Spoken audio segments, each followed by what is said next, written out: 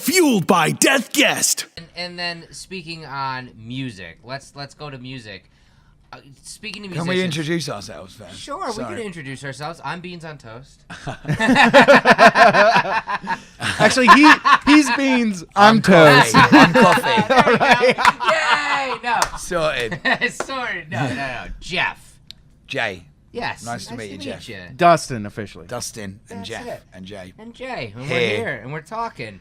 I love this. This is one of my favorite questions to ask musicians, and especially somebody like you we just saw you command a crowd in a hallway, but command that crowd. I gotta know, where did music start for you? Where did when did you start playing guitar or wanting to sing, or where did it come from? I guess, music as a whole started as, my parents, as much as they weren't musicians, they were huge fans. Okay. Like, my mum was in the height of kind of Beatlemania. Yeah. Great. And she was die. They did a document, when they did the big sort of 60-year documentary or whatever about the Beatles. My mum was actually in it 4 times, just the back of her head. She was like, "That was me." And in the Let It Be video, she was actually there. That's awesome. Growing up in London in the '60s, she was die-hard Beatles fan. My dad was. I know when people from outside of England love English stuff, they're called Anglophiles. I don't know if Americophile is a word, but my dad was. It is now. My dad raised me on Randy Travis, Jimmy Buffett, and he's huge. He loved all kind of what I would now call cheesy country, and which was. Wait, what's pretty cheesy country? unheard of. Like Johnny Cash, or I found that out amongst the. I wouldn't call that cheesy country, by the way. No, Randy Travis is though. Yeah, this was the 80s. yeah. Even Johnny Cash was pretty cheesy in the 80s. Yeah, that's true. It wasn't let's put on the classics. It was here's Johnny Cash's new album in 1986. And that is pretty cheesy. So there was coming from sort of a family of music fans, I guess. But as far as playing music, I basically just told, when I was 16, I just wanted to be in a band, so me and my mates started a band before we could play instruments. Okay. And just graffitied the name around the school. Okay, so I love this. What was the name? Jellicoe, the band were called. Jellicoe. Yeah. Okay, cool. Because when you're a kid and you're in a band, it's the coolest thing in the world, and sometimes those names are the best. Going back to my facts, my mum come up with a name. It was there was some captain of the it's a sort of old captain that tried to start a war and got on a boat and everybody died. Never got to the place where he was trying to start a war. That's kind of cool. The band was called Jellicoe. But we literally told everyone. It was we're in a band, graphed it everywhere, and then it was I don't know how much longer later, but it was we probably need to actually. What else do you have to do apart from telling people you're in a band and record an album or something? Well, right? just get a guitar. Yeah, it was a good start. Write a song, maybe. Right, yeah. And we started from there, and from that, there was 3 of us, and we kind of we chose our roles. Before it was very Nirvana and Placebo and stuff like that. So it was three-piece you're the band. bass player. Exactly. You're the bass player. You're the I'm drummer. obviously the drummer. I'm gonna be the singer. And it's and more not because I thought I could necessarily sing, but I was at the time I just discovered the Doors and was smoking loads of weed and was wow. Nice. It's more about the actual songwriting. And I think since I wrote that first song that I wrote for that, I was okay, you can just do this, blah, blah. And it's bang, creating something out of nothing, which I still find, since I first wrote a song, I've never stopped. I've written a song, maybe a song a week, or at least a couple of songs a month from that day when I was 15 until today, and it still fascinates me. I entertain myself, literally by just sort of coming out of a new song that I enjoy and looking at it, it's what a line, and still that thing, and it's really obsessed with that, it's nothing, and it's just sitting in a room. I don't write songs about guitar as well. I'll just be if I'm sitting on a bus or whatever, I could just be if you get an idea, all my songs are the same fucking chords. I don't need to practice the guitar. It's it's that, yeah. In fact, some of the best ones, I think some of the best songs I write, I'd never write them down. I'll write the whole thing and then pick up a guitar and go, oh, okay, and then just sort of finished like that. But yeah, songwriting after that, it started from, I don't know why we just pretended we was in a band, just to look cool. Just why not? Yeah, get laid. Yeah, Yeah, that's the Probably more like a hand job, you know. But yeah, the sentiment was Still, there. it's the unequivocal Back then, that's reason. what getting laid was. Yeah, right? yeah, exactly. It was certainly the doorway. So you seem more like a poet, because you're a storyteller. That's just because I'm a seems. bad guitar. But that's almost like the trick to being a good musician is to finding your strengths and Yeah, I'm all about capitalizing the on that. words. I'm all about the words, and with that, I think it's more just because my songs are so fucking obvious. It's like, you know exactly what I'm singing about. It's like, this is a song about one particular thing, and then, which is actually like a country trick, you know? Yeah, it's like, yeah, right, kind of- Yes, again, for sure. country songs are like, you know, it's like, they're not like sort of like masking their feelings in kind of beautiful poetry or sort of like, you know, which I'm not knocking that type Right. of music at all. That is Yeah. incredible. But mine is very much say what you see. You know, this is a song about chickens. You know, and it says chicken every other fucking line. You know, you know what it's about, and because that's so clear, I think it becomes quite instant, and then the music itself it's not as important, so therefore I don't really do much to it. You know, the music itself is just ding ding ding, just the fucking guitar keeping the rhythm. So I don't know whether that's poetic or not. I actually think that sounds like less poetic. Really? You know? I think that's I more it's- poetic. I think it's more sort of rambling. You know, I think poetry on the page. You know, you write my songs down on the page, it looks like a fucking child wrote. Yeah. That's good poetry, though. A lot of times. Well, I'd say it's easy. rather than like. So deep. more like stream of consciousness. Yeah, writing. you know, to be fair, I try not to overthink it. You know, just fucking I smash think That's what stream of smash it consciousness out. is. You're literally, Exactly, you're not yeah. thinking about it. You're literally just writing out Well, what's that's coming there's out. that, like, you know, it's different words for it, but that kind of like all the best songs, or anybody that's creative, you know, has that thing, that little moment where they're not thinking about other people or what they're trying to do. And Right. it's just like the doors open up, and Right. then you just sort of like, and then at the end of it, you're like, oh, it's nice. You know, it's Yeah. like, but it's like really that, you know, I think it's, you know, it's, I don't know what the word for it is, but I know how big it is. It's like that, just a little doorway. It's just like, you know, I open it up and it comes from somewhere else. You know, it's what you really want to say. That's what I always found music to be, is that the best musicians are channeling. It's not coming from them. It's because they've been able to open themselves up to this pathway that's greater than themselves. Yeah, I think I'd say it's very much still them. You know, and Yeah. it is still me when I Right. write. But it's just like I think when you write in a song, you're gonna get what everybody. The good ones, it comes from you in a way that also then passes on. You know, because that when you open that door and it goes, wow, it just feels really natural and really easy. And then people listen to it and they go, oh, that felt really natural and really easy and Yeah, really yeah. honest. You know, and Right, it's right. like, and it's like through that doorway, when you get it, it can, you know, other people can hear it and they're like, fuck, he's not bullshit. Right, it's not You know? contrived at all. Yeah, they Yeah. meant it. You know, and Yeah. that's something, you know, that's ultimately, you know, if we're not trying to get laid, then we should be looking for the truth. You know? The like truth that. is, we're trying to get laid. Yeah, my man. I like that a lot. Yeah. Let's not lie here. So, But I was going to say we should write that down. It's recorded. yeah. That's why we're here. Go back over it. Yeah, we got that. That's locked and loaded. When did so you said you started a band, you were in a band, you know, in high school and that kind of thing.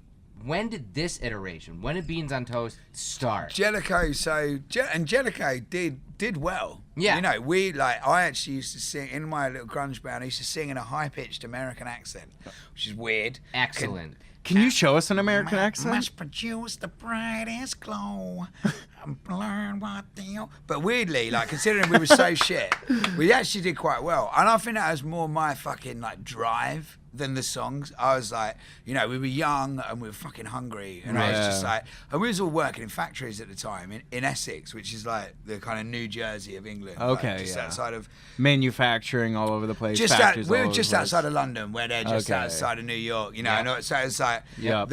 and we was like, right, okay, we're gonna get out of factories, we're gonna move to fucking in London, do the band, and blah, blah, and sort of, you know, we did that, and the band actually did well. You know, we did a pill session, and like, but yeah, the move to London basically killed the band. You know, the bass player was like, oh, he didn't want to fucking go there. You know, Yeah, it was like, and it's sort of like no love was lost, but the band finished, and I actually like. The moving to London was enough to fulfill my kind of like excitement within You got a the band. taste of it. Well, yeah. I started working in club nights. Yep. So I was like, I was really good. I wasn't that good a guitar player, and at the time I was singing in this weird accent. But I was really good at like getting people to come to shows Yeah. and stuff like that, and being out, like being So I went down and I was like, and basically I started running clubs. I just DJ off a laptop and like. And this was like 2001, so we took an old laptop, you know, Okay. first ever iTunes. Yeah. I just did it not to pay the DJ. Yeah. I was like, but yeah, just started running club nights, and I got everything I needed out of that. Cause like I say, you know, and that was big. You know, I did like 1,000 people every week. We used to have other bands play. I used to have all the indie bands play, and we sort of like got into this thing where it was like surrounded by music and doing the promo bit and not having to write.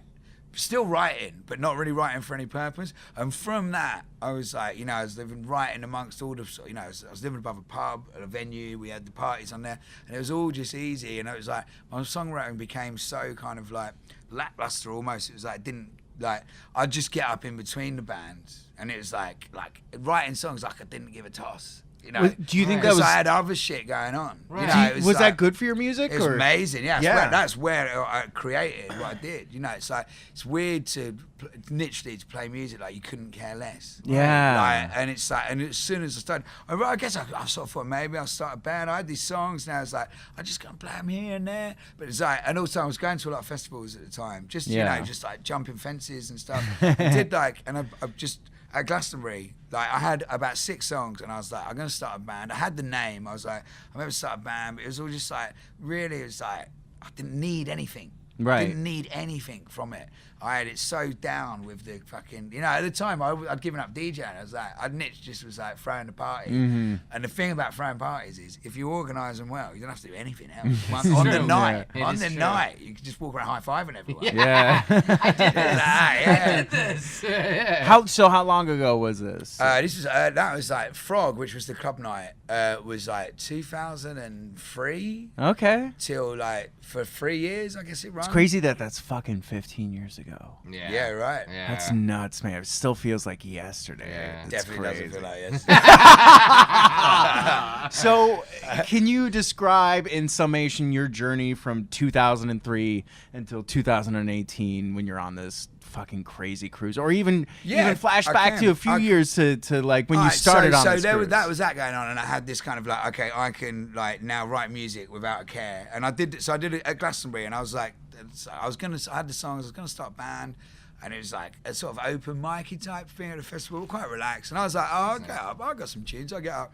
And it was like, God, you know, all my songs were about hammered people at festivals. And I was like, preaching to the converted. You know? Yeah. And I'm halfway through the first song, I was like, I'm not going to start a band. You know, I fucking got this. Like, it went down so well, that first tune. I was like, fuck, you know, and I never thought about like folk music or singer-songwriter, none of that shit ever would pass from me, but I was just like, wow, you know, this is how the song's written. When I played them in that format, you know, to the people I was singing about, it was just like, man. And it became, and after that, solo, I mean, so easy.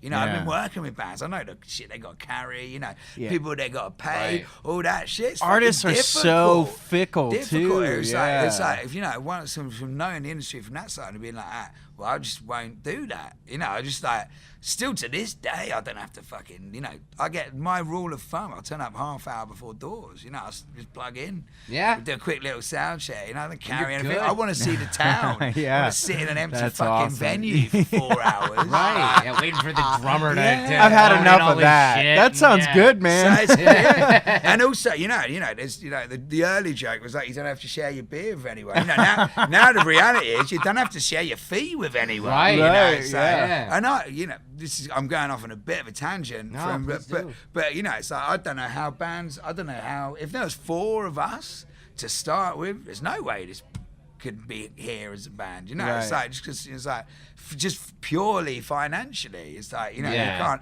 build that up. You know, I still run the clubs for ages. So I'd do lost leader gigs and tours. No worries, you're gonna lose money. Who cares? You know, Yeah. go to Switzerland. You know, Yeah.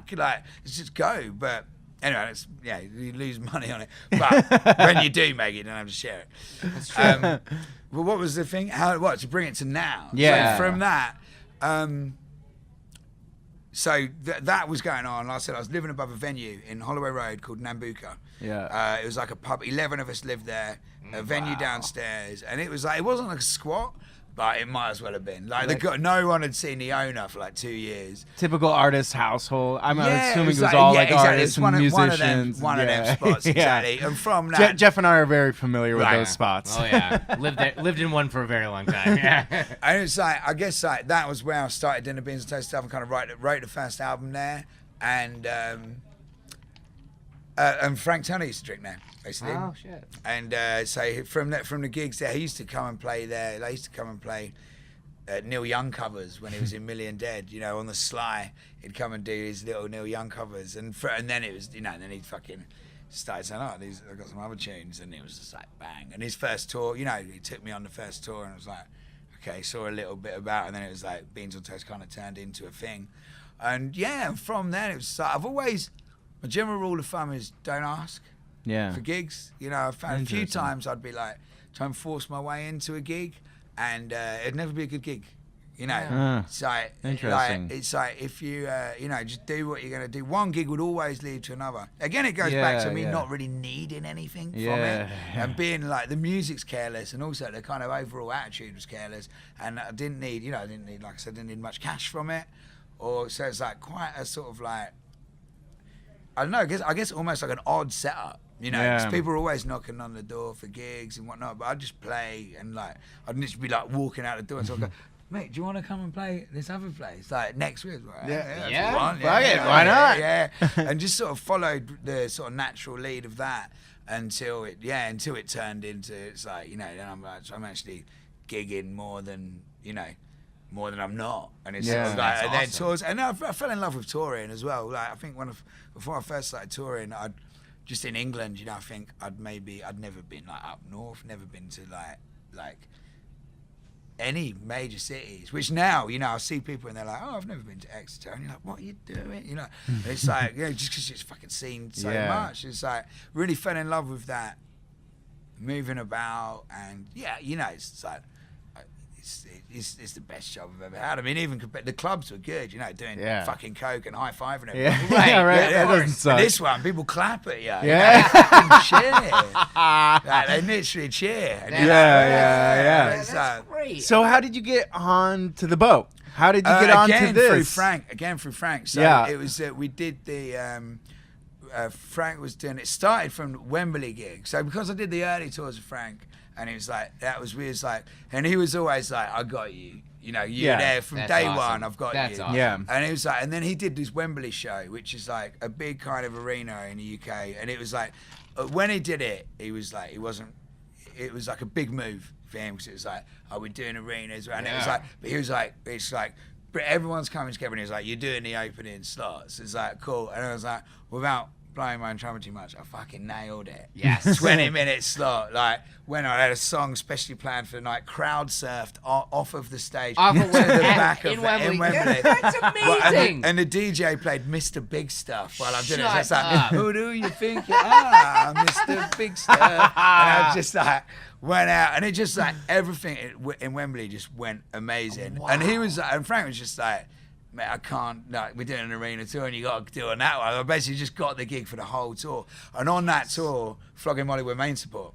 Okay, cool. And you and go. from that, and it was like, we did the first night, it was like, you know, back in my club days, I used to put fucking Drunken Lullabies on, you know, like. Oh, of course. It was like sound that shit. I'd never seen him live. The first night was in like Cardiff, and yeah, you know, and the fact Dave walked straight out on it. Like I played again, I was like ready for, you know, one guy nailing the little arena shows, just like they're like, hey, like, Yeah, right. and it just worked. Like treating it like getting really hammered and treating it like it's like you did again, like I didn't give a shit. Yeah. Everyone's like, oh man, arena gigs, you just one guy. I was like, I'm literally shit faced, like, wah! And it just worked. No one could believe Fuck it, it. I'm killing it. That's like day one of the tour. Like, it's, it worked, and then like literally fucking Molly walked on, and Dave was just like, I'd not met him, you know, at this point. He just walked up to the mic and was like, beans on toast. Fuck, like just started like really, he was like so nice to me, and then he was like, and here's something completely different, and it just kicked in, and it was like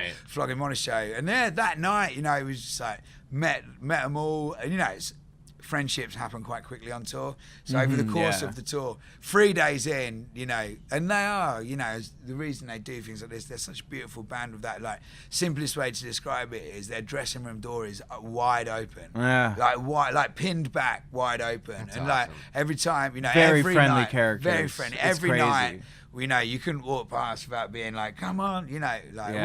which you hear all these stories All about of them bands too. being Dennis, yeah. Matt, they're all like top of the line characters. So Bob, all of welcoming, them. Yeah. and the tour went so well, and it was like when was it? We at the end of that tour, me and Bob were doing like a little US tour, one of our first ones. Oh, cool. And in passing, Nathan was like, "If you can ever get to a Flogging Molly gig, you can open." And I was like, I'll so be I'll there. be there tomorrow. I was, Like, and that was literally it. I was like, when's, you know, right, and we looked at When's the next show, motherfucker? we looked at the dates, and the dates we was there, and the dates he was there, and he was like, the only one you'd be able to do is Detroit, but it would be like a 9-hour drive there from New York, and then a 9-hour drive back to Rochester, and we was like, sounds good. Yep. Well. Yeah.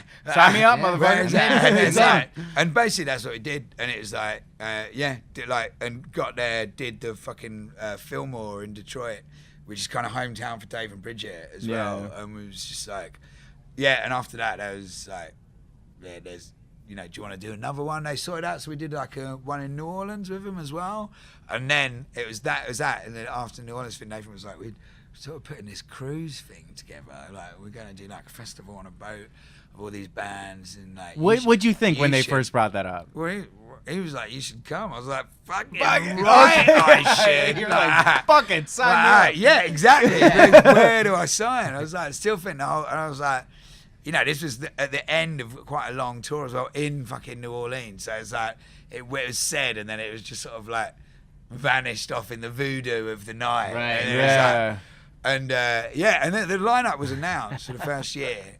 And we was like, fuck, man, we're not on it. Yeah. Yeah. But called Nathan was like, you remember? He was like, yeah, look, I've got you, man. He was like, I've got you. We're not going to put you on a poster now because, you know, it's out. But I remember saying it, and I stick by it. And you know, not just on the list. We'll put you you got proper Nice, gigs. You know, nice. come, you're playing. And and that first year, you know, I just couldn't believe that. I was heard it on went dry on the first year. Is that true? Never goes dry. So is this a vacation for you too? or- It says my fourth year. I brought my mum and dad. Oh, that's cool. awesome. Yeah, They must have loved it too, right? Fucking right. They don't love me now for not bringing them. They're at home screwing. Yeah, I just share it out. I've got my old school friend this year. the guy Oh, that I know. nice. He lives in New Zealand. I'll never see him. So I'm like, come on, man. Like, come on. Because it's easier for us to meet in the fucking States because it's so far away. It's like halfway. Right. So it's like, come out, It's like take a you on midpoint, take you on a cruise. And he's like, what the fuck? You know, he's trying to work out what's going on still. Florida must be opposite of what London is like as far as. Well, no, yeah. I mean, New Zealand's literally the opposite. Stretch moved as far away as it could get. That's nuts. That's nuts. So, have you seen this boat tour change much as far as like year after year? The Have you worst seen a thing, build my up? only worry would be like, you can't normalize this shit. No. You know, Yeah, like, yeah. imagine if it was like, oh yeah, I've done that before. You know, Right. or you know, it's not a big deal that you got free food and free booze Yeah, and you're going to come the on. Bahamas. But you know, do anything enough, and it will become I normal. guess, but- like I'm fighting that. You know, like. I think you got. You don't wanna you got get too another comfortable. decade. Yeah. Easy. Before it's like, but it's still a little bit. I remember talking to people before I go, and it's like, oh, where you going? It's like, oh, you know, just in the cruise. And I'm like, oh, what's the cruise? I was like, you know, it's the fucking money thing from Bahamas. I'm like, what are you talking about? What are you talking about? And why are you talking about it as if you're going to fucking Watford? You know, like going to the supermarket. And it's like, oh yeah, it's like, yes. but you know, no big deal. I think like as an event, I think that first year I've never seen anything become so. And from doing a lot of festivals and whatnot, it was like for a brand new event to become so kind of like sort of entrenched in people's like it was like it really won people over on this sort of like it was everybody was really part of it. Yes, like it's a community. From there, it was like and you know all the kind of the sort of like outlaw Facebook groups and stuff. We were talking about that. Dream promo as well, isn't it? You know, you got like, and it was just really like I think it was like. It's good to have something new, isn't it? You know, like, and I'm not knocking your standard festival. You know, that's my fucking. I love that. It's my bread and butter. But it's like, you know, something. It's quite. I don't know. I think it's just sort of surprised everybody. And I also think it's the, you know, because there's you know, a festival has a fence around it, but here you really are, you know, detached, and it really is. And like, nobody's telling you what to do. There's nobody being like, oh, there's you a can't weird go lawlessness to it. Everybody's very it'd be accommodating. worse, you know? Right. Yeah. But I feel so safe, but I also feel like I could get away with murder. Yeah, Like, well, you it's got to look crazy. after yourself. I think there's a little bit of that. You're away from civilization. It's like, Yeah. you know, if you know, if you know, it's up to you. Which I, you know, fully believe, you know, the governing of ourselves. In fact, one of the first year when on one of the water slides, as we went out there, was like they had like a waiver. And it's like, you know, you basically, it's like, it's a water slide. It wasn't like sort of like anything particularly dangerous. Yeah, Right. But it was like, you know, if you sign here before you go on it, basically signing away your rights for anybody to be able to, you know, sue you or whatever. Yeah. And then once we got up this water slide, I went down once, kind of the boring way that you normally go down water slides. Went up for my second. I was like, "Do you mind if I do like a front flip?" And the guy was like, "Do what you want." I fucking signed you signed the waiver. And after that, I was like, I might start carrying around waivers in my pocket. You know, and just when someone's like, "You can't do this," it's like, why? It's like laws. It's like, what? There you go. Like that. I take responsibility for myself. You know, if I fall over, I'm not going to blame you. I'm going to blame me. You know, like I know not on your head, be it on my head, be it. That's what will be on the top of my waiver. On my head, be it. Yeah. And just live like a freer and easier life. Just like, it's like it's not your. You know, I think it's, you know, if someone gets hurt, you know, immediately straight away people think someone's to blame and someone's got to pay, and I think that's detrimental to humanity. Right. Basically, Yeah. I think, you know, It's like who wasn't doing their job? and then when people make money, then there's the fucking hounds that come in. You know, were you injured at work? Yeah. You know, like they turn it into a thing. It's like accountability. You know, I think sometimes you got to turn around and go, "Sorry, man, no, your fault." You know, Yeah. you burnt your hand on the fire. It's That's like, not what the lawyers want to hear, though. You know. Well, fuck the lawyers. Yeah, indeed, sir. Yeah, screw them. You know, I love hearing your ethos on your career and the way that you create music. Just this idea of It's a totally different perspective, by Right. the way, than Not all the giving- other artists that we've talked to. Totally. As far as your approach seems very unique to the other artists that we talked to so far. As like you're a very no pressure, like I do what I want because I don't have anybody else that relies on me, and I don't rely on anybody else. So it begs the question: what fuels you to do what you do? Does it beg? It freedom? does. It begs it very deeply. I guess it's nice hearing you say that about what I do. I've never overthought it this much. Yeah. But I guess, well, you know, if it's almost like a sort of self-fulfilling cycle. Like I do it so that I can do that, you know, and that form of self-expression. And as I said, Well, where's you know, the enjoyment? Why, like? where's the enjoyment out of Yeah. playing gigs? Fuck, yeah, where's it? It's Where's so it obvious. not? Yeah. Everything about playing gigs is fucking brilliant. You know, like literally the before, the after, the travel, like everything's great. Like I guess, you know, I do it just for the sake that I can do it. You know, it's not even like I feel like anybody should hear what I've got to say. No. Like it's just Yeah. like. It's just more that if I can say it, you know, and people can fucking, you know, are willing to come and see it, and then it opens up this kind of, you know, this life basically. You know, as I said on stage, I slammed my hand in a car door. Yeah, I see that. Yeah. That doesn't look like fun. Yeah, and it was like it was. Almost looks like black nail polish. Yeah, it's not. It's definitely not. Yeah. But the moment, you know, it's actually not. It's not that bad. This is a true optimist. But it gave you coming some out. perspective So, as really, far as because you know, from the minute from when the door slammed, but until I looked at my fingers, I thought I'd chop my fingers off. Oof. And it was like, I was like, my instant thought was, I won't be able to do this tour. You know, I was just, you know, I had a few shows before the cruise, and I'm doing some afterwards.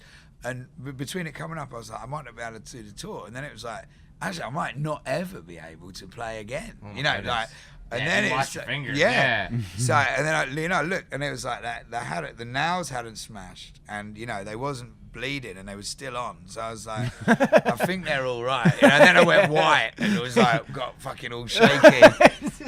And my wife had to fucking get me home quick, sharp. So it was bad, but it wasn't. You know, I'd actually almost what I learned. I never knew how close everything is to slip away. Yeah. You know, like I just instant, really, you know, it was like quite a hectic day anyway. But like, just to think, just one day, you know, it's like just from putting your hand down, you might lose the ends of your fingers. Yeah. But life is fleeting, and we Isn't are that- all fueled by death. Like that whole thought of it's around the corner. Not only death of my soul and my life on this planet, but death of the career that could just thing I love. change Yeah, tomorrow. And that's why it's always like, well, what keeps me going? What is it, the thing that makes me do the thing that I'm doing tomorrow? Love. Yeah. It really is, right? Yeah, fucking A, Oh, yeah. that's awesome. You know, love for my wife and family, but also, yeah, love of life Yeah. as well. You know, and all the bits with it. You know, even this fucking slamming your hand in the It car seems so door, simple, but it love really that. does give you perspective. I've had moments like that where I've injured myself, and it's like, I guess that's it. Could have been worse. Yeah. Sometimes it's got to get shitty tonight. It could be worse. It And could be worse. And it always could be. you It know. re- Definitely. Especially here, man. Definitely, definitely. Well, we want to thank you so much for sitting down and talking with us. My pleasure. I felt like it went quite well. It It went definitely swimmingly. did. And just for our listeners and viewers out there, where is the best way to keep up with what you're doing? Well, in Beans on Toast doesn't translate very well in America, but it is a very popular dish in England. I've never had It's- the combination of beans and toast in my life. it's almost like being called a hot dog. Like, it's that popular. All at right, home. all right. It's like, and it's so weird. Little did I know that when I come up with a name, that one, I'd ever play a gig in America, or two, I'd have to explain it. So but at home, it was like quite interesting watching myself go up on the Google search. You know, if you Google search beans on toast, slowly I kind of made my way to the top. Nice. In England. In America, I'm still not there. I'm still like 4 or 5 down. So the best way to Well, I feel find like out your about SEO me, would be good for that because we don't have any beans but and toast in it comes out America. of like Americans eating beans on toast. YouTube video or whatever. So it's like, but so ideally, everyone could look at me by how they find everything else. You know, just Google it, and slowly I will creep up. Right. Until I'll one day be the top of the search engine. Do you Beans rock on social Toast. media at all? So Facebook, Instagram, Twitter. Yeah, of course, necessary evil. isn't Yeah, it? Yeah, right. necessary evil, and I'll put all those in the show as well. So yeah. Awesome, man. This Yeah, was Google great. it. Google Google it, it. motherfuckers. I love your perspective. You definitely have an amazing amount of uniqueness to your career. I thought that and was a good lifespan. end. We could fade out on that. Motherfuckers. Cheers, mate. Thank you Cheers. so much, brother. Yes. This has been Fueled by Deathcast, a Death Wish Coffee Company podcast production. Thanks for listening.